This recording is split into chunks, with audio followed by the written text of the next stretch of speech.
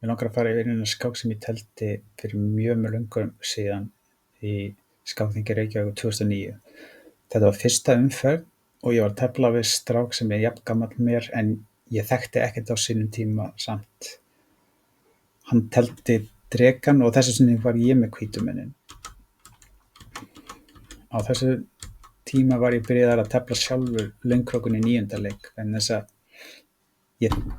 ég var ekki alveg með á hreinu hvernig hvítur ætti að tefla byssu C4-línuna fyrir hvít. Ég var með allt á hreinu varðandi svart en ég fannst ekki ég þekki þetta nógu vel. Andstæðingur minn lék D5 sem er réttileikurinn og ég lék kóngur B1. Hugmyndin með kóngur B1 leiknum er að núna komum við í veg fyrir að svartur getur drepið hérna á E4 vegna þess að eftir riddari drepur C6 þá vinnur hvítur mann vegna þess að eftir uppskiptin á D2 þá getur hvítur drepið fyrst hér og hann endar uppi með manni yfir. Þannig að svartur má ekki drepa hér á E5. Þetta er algjörlega fatalt mistök. Þannig að svartur þarf að gera eitthvað. Á þessum tíma voru allir að leika riddari drepa D4 hér út af ákveðinni hugmynd.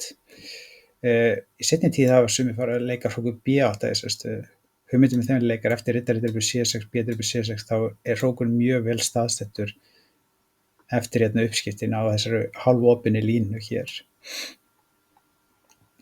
Andstæðingur minn drap hér og ég leik E5 og núna drap hann F3 sem ég held ég aldrei séð þangað til í þessari skák.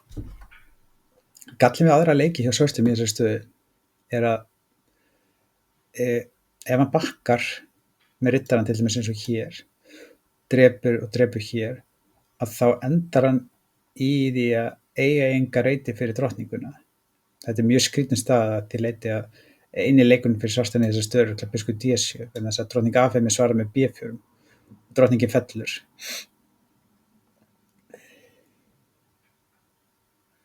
Þannig að eini leikurinn í þessari stöðu hér, annað heldur en það var gert í skákinni, er leika riddar F5. Og eftir E drepur F6, biskup drepur F6, þá var þetta aðalstaðan í mörg ár. Það sem svartur var að gera í þessari stöðu hér var að hann var að fórna drottningunni og þegar þú sér þetta í fyrsta sinn þá bara fórna drottningunni fyrir hvað?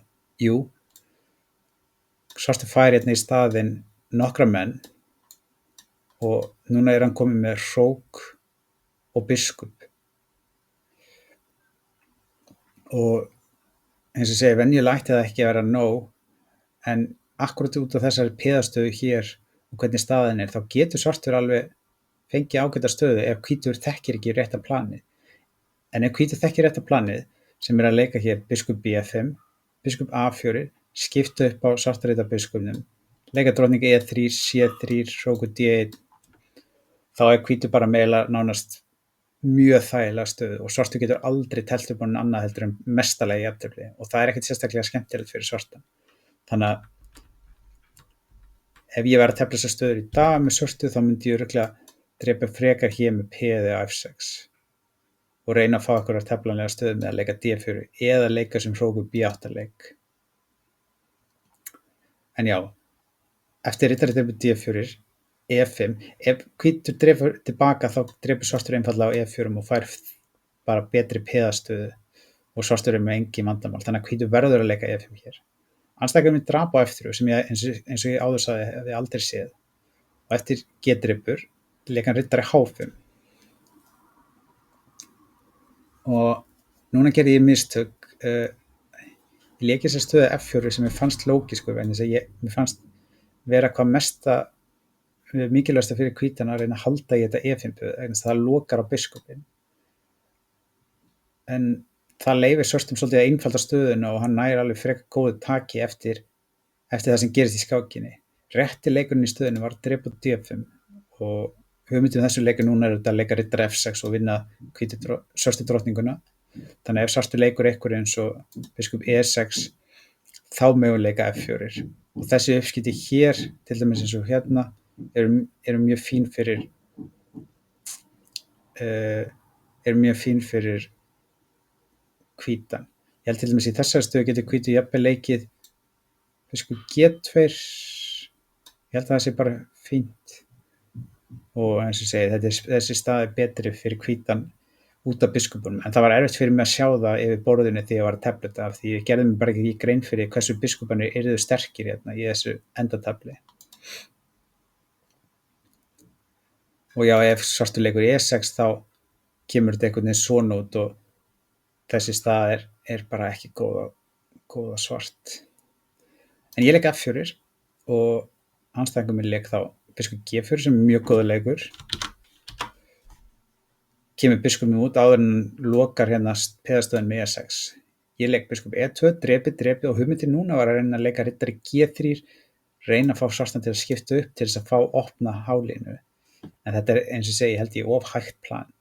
Andstæðingur minn teldi þetta frekar vel, hann leik E6, riddari G3 og drottning H4 sem er mjög góður leikur. Núna ef það drepið á H5 þá getur svartin einfaldlega að drepa með drottningu og það er engin vandamál fyrir svartan í þessari stöðu. Ég leiki þessari stöðu hróku hér til þess að valda F4 og mögulega til þess að geta leikið þá drottning E2 og pressa riddarann. Andstæðingur minn ákvað þá að drepa sem ég held að sé ekki endilega rétt og leiki þessari stöðu núna D4. Ég bakkaði með biskupinn hér og núna í þessari stöðu gerði hann mjög afdrifarík mistök vegna þess að málið er að þessi staður er bara nánast unnin og svart. Einu sem hann þarf að gera er að hóta leika D3. En það sem hann gerir í skákinni er að hann leikur D3 strax sem gjörsamlega tekur af honum alla reyti fyrir drottningun.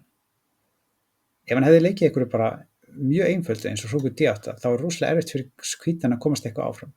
Ef ég reyni að festa inn í drottninguna sem er hróku hér þá kemur einfaldlega bara D3 og eftir uppskiptinu hér á E2 er svartur með engin vandamál og er bara með unna stöðu. Þessi stað er bara unnin vegna þess að við leikum næst hróku D1 og hvítur bara fastur upp í borði með mennina sína.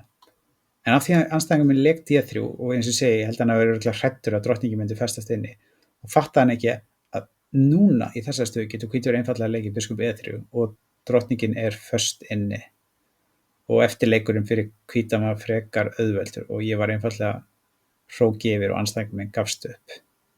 Þannig að þetta var frekar léleg endir á þessari skák sem var annars mjög vel telt af andstæðingi mínum.